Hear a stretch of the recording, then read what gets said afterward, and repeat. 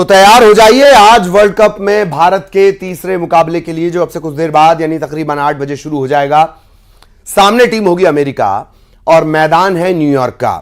Pitch Nassau की, मतलब आज फिर गेंदबाजों की रफ्तार का कहर देखने को मिल सकता है। ऐसे में भारतीय बल्लेबाजों की आज परीक्षा नहीं है बल्कि अग्नि परीक्षा की घड़ी है, क्योंकि सामने जो टीम है वो भले ही अमेरिका है लेकिन वहां मौजूद ज्यादातर खिलाड़ी भारतीय मूल के हैं। कुछ ऐसे भी हैं जो भारत के अंडर 19 टीम में खेल चुके हैं, यानी उनके पास अनुभव भारतीय टीम वाला है और वो उलटफेर करने में माहिर हैं।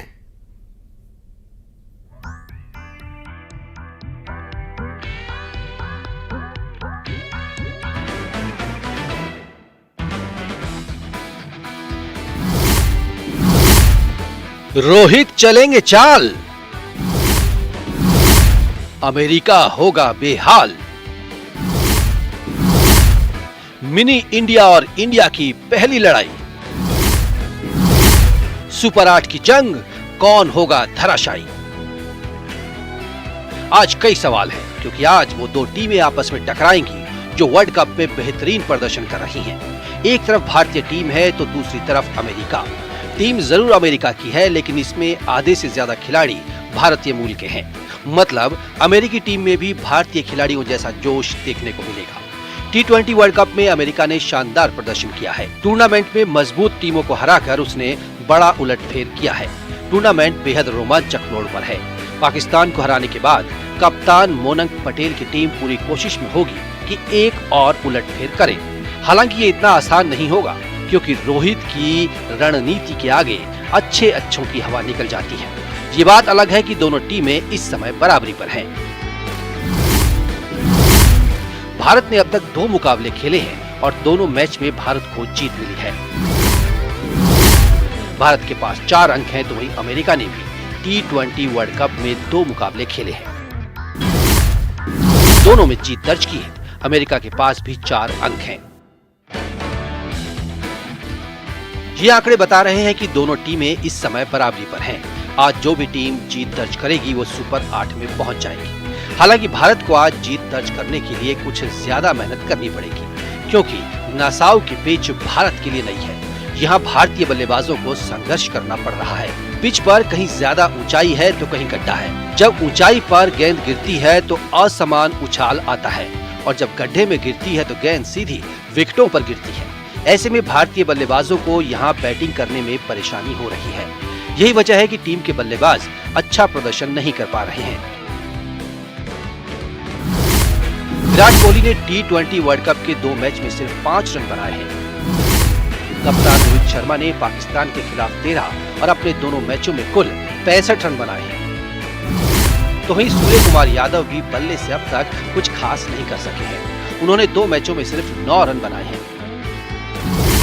शिवम दुबे भी नाकामयाब साबित हुए हैं और 2 मैच में सिर्फ 3 ही रन बना पाए हैं।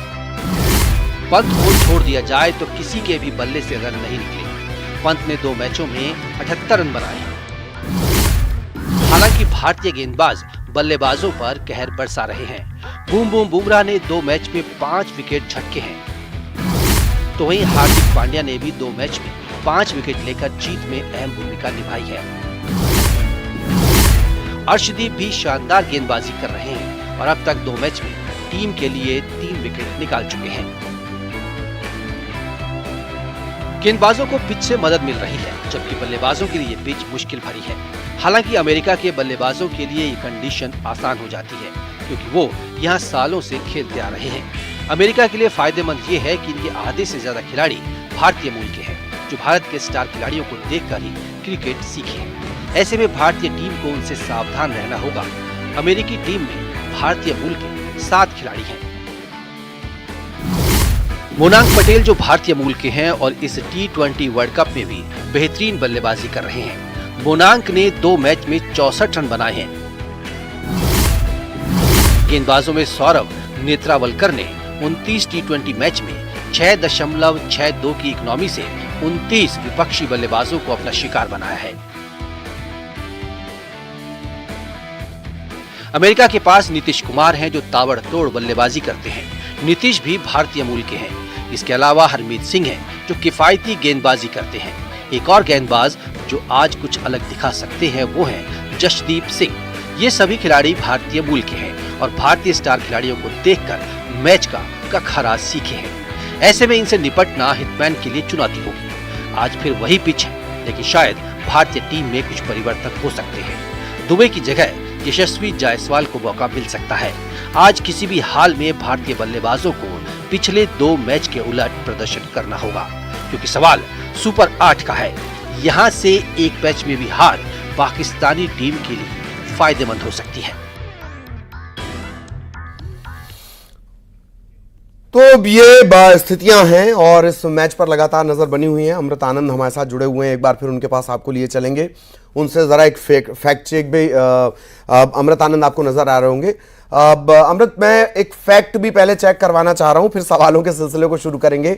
कहीं पढ़ते हुए मैंने पाया कि भारत और अमेरिका क्रिकेट मैदान पर पहली बार आमने सामने होंगे। इससे पहले तकरीबन 90 साल पहले हॉकी के मैदान में आमने सामने थे, तब 24-1 से भारत ने अमेरिका को हराया था। इसके बारे में भी जानकारी दें और आज के मैच में आपको क्या लग रहा है, सबसे पहला सवाल जी।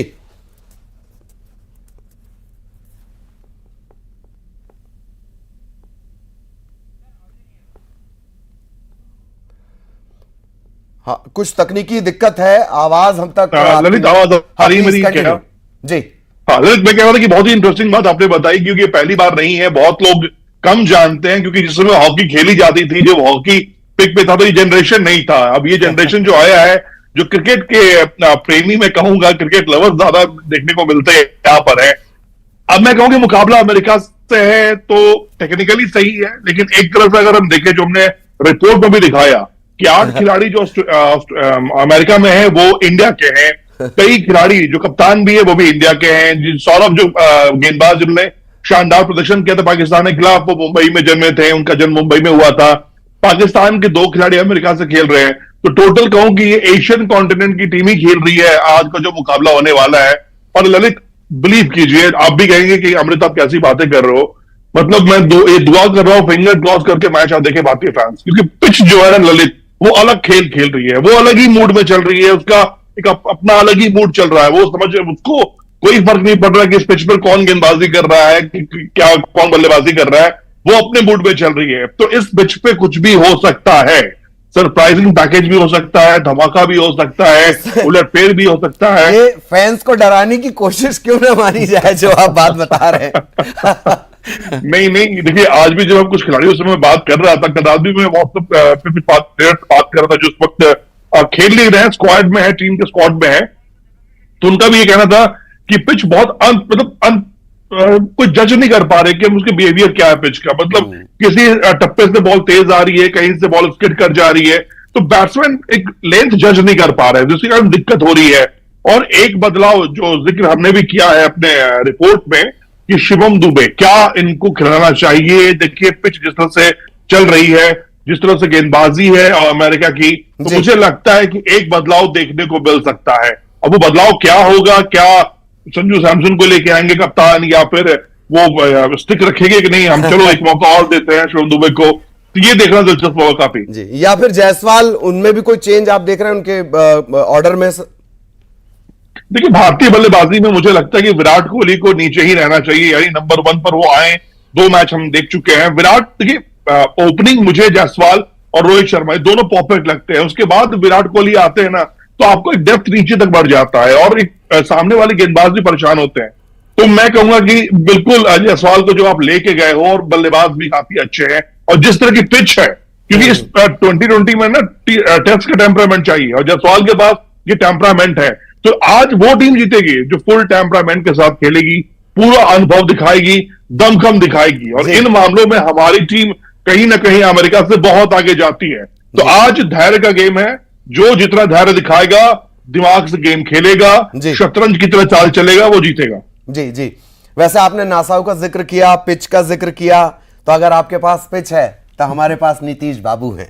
खैर एक सवाल और भी है, मिडिल ऑर्डर पिछली बार उतना कामयाब रहा नहीं, तो क्या उसमें कोई चेंज आपको नजर आता है?